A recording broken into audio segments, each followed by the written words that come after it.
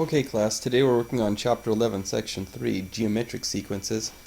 Please work through the first 4 problems there. Try to find the next term in each sequence, and we'll verify that in a moment. So go ahead and work on those first 4. Looking at the first sequence, we can see that each term we have to multiply by 2 to get the next term. If I multiply 1 times 2, I get 2, 2 times 4, I get 8, so 8 times 2 is going to be 16. That's my next sequence. Number 2, it looks like I'm going to have to multiply by 1/2 to get each succeeding term. So for the last term, 42 times 1/2 is 21. The third problem, I have to multiply through by 10 to get each term. The last one multiplied by 10, and I get 1,000. Number 4, I have to multiply through by 1/3 to get each term. So the last one I have to multiply by 1/3 to finally come up with 100/3 as my 4th term in the sequence.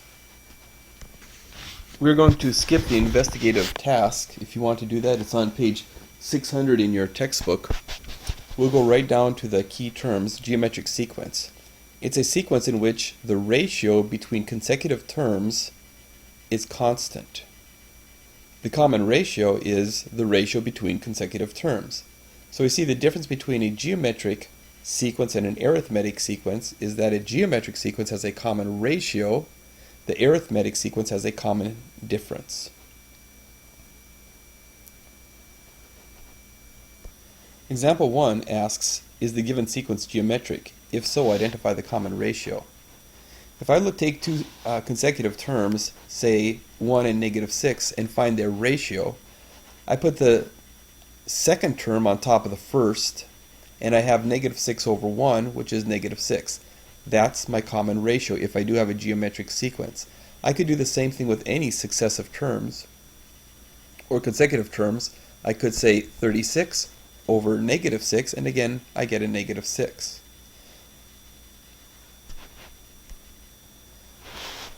So after I multiply -216,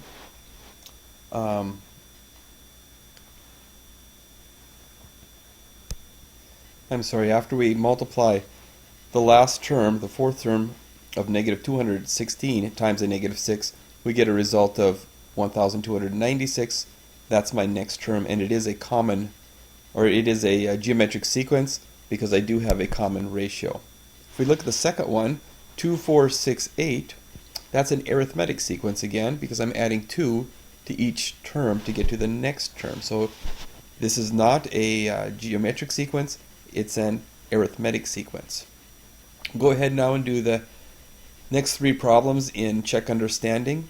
Determine if each of these sequences given are geometric. The first sequence, 5, 15, 45, 135, is clearly a geometric sequence because it has a common ratio of 3. I have to multiply 3 times 5 to get 15, 3 times 15 to get 45, and so forth. The sequence 6, -24, -96, -384 is this one geometric. Here the common ratio is -24 over 6. Is that the same as 96 over -24? And is that the same as -384 over 96? I believe all of these are the same. It has a common ratio of -4, and that's a geometric term, geometric sequence. The last one, I am not multiplying any term to get to the next. I am actually adding 12. So this one is it is not a geometric sequence, rather it is an arithmetic one. As we had with arithmetic sequences, recursive formula and explicit formula, we do the same thing with geometric sequences. The The recursive formula for a geometric sequence is a sub n equals a sub n minus 1 times r, so there you see relating to terms. The explicit formula is a formula like a function in terms of n. A sub n equals a sub 1 times r to the n minus 1. A sub n represents the nth term, a sub 1 represents the first term, and r is the common ratio. Looking at example 2, suppose you have the equipment that can enlarge a photo to 120% of its original size. A photo has a length of 10 centimeters. Find the length of a photo after 5 enlargements at 120%. We will use an explicit formula for this problem. We know the first term, a sub 1 is 10, and we know it has a common ratio of 100%. Written as a decimal, it's 1.2. So we could just go through 5 iterations of this, and we would have our first term as a sub 1 is 10. The second one, a sub 2 is 10 times 1.2, which is 12. And we could continue all the way through a sub 5 or a sub 6. But rather than going through all of that work, we'll just use the explicit formula a sub n equals a sub 1 times r to the n minus 1. Now I'm going to find a sub 6, not a sub 5, because the question says find it after the 5th enlargement. So I'm going to use a sub 6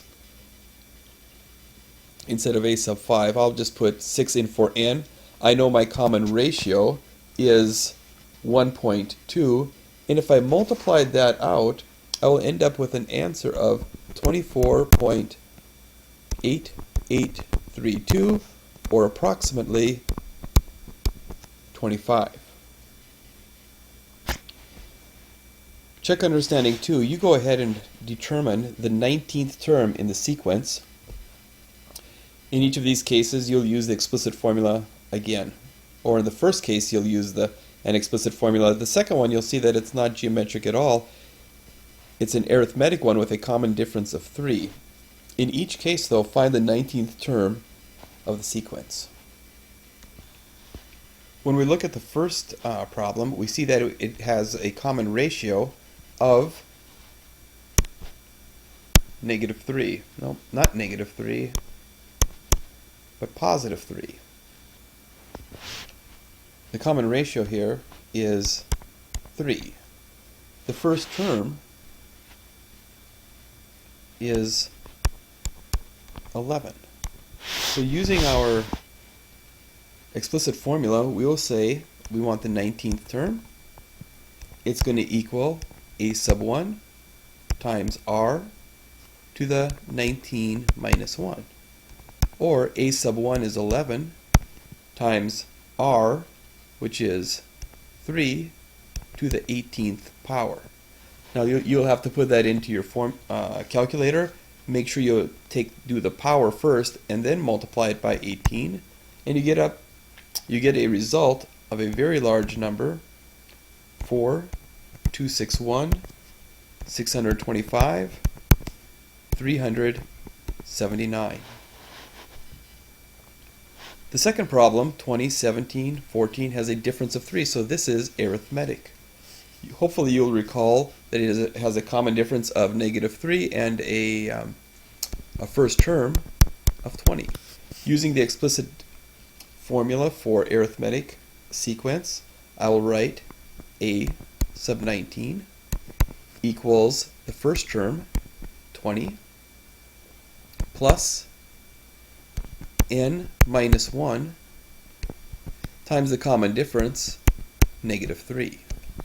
If I simplify this, I'm going to have 20 plus 19 minus 1 times negative 3, which is really 20 minus 19 minus 1 is 18. 18 times negative 3 is 54. So if I simplify that, I will end up with a negative 34, and that's my 19th term of that arithmetic sequence. The last idea is the geometric mean. Now you already know how to deal with arithmetic means, just adding and dividing up by the number of points in your sequence, I guess. A geometric mean is the square root of the product of any two numbers. A family purchased a home for $150,000. 2 years later, the home was valued at $188,160. If the value of the home is increasing geometrically,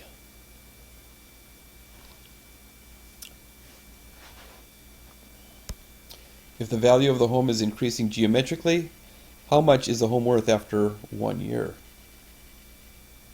So the geometric mean is the square root of 150,000 times 188,160. If I took the product of those two numbers and then took the square root, I would have $168,000. We can clearly see that 168,000 is not halfway between 150,000 and 188,160, as we might expect an arithmetic mean to be, but this is geometric. So we shouldn't expect it to be halfway between.